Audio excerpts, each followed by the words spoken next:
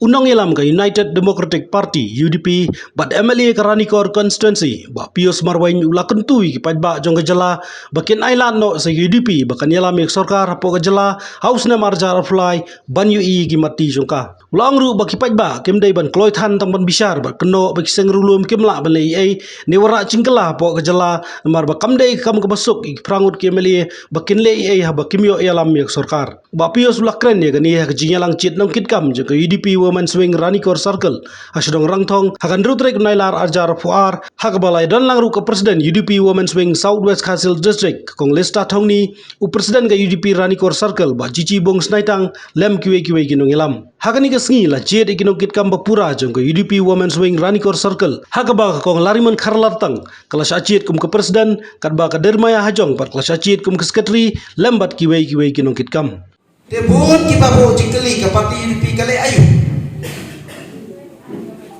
Apo ke jalan rami ke jikie. Jikeli ke parti UDP kale ayu. Hendre ki klet pat.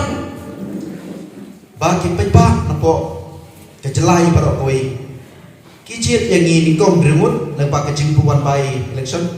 ngidon pelaku. Te kamte ke besuk bangin le bagi pramut mo nakan drumut namat bantau yang kasokar ni dokam lai pramut sejero te kambai ka basuk tinggal kwa bedong ha ka po bas ngopa wat ngit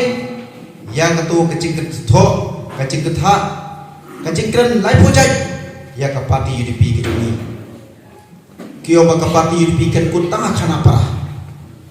kapati UDP ki omba kadai kapati ba penpai berprasokan hendai nga ong kadai kapor ladai kapati kum kiwi kapati kasokar kalayo kat not li ki sokar hakini ki saus nempang hendai lemba kacing ne scam yo kapati UDP kacing ne scam yo kapati UDP bahkan ne kadai kasokar kalajan kun sakatem sans nem baik kejadian scam do kapati UDP ini. Pilai ibat kane kasokar ngidon kasokar serok makaru pilai i kikam kibangilale apo kastet hi barok away.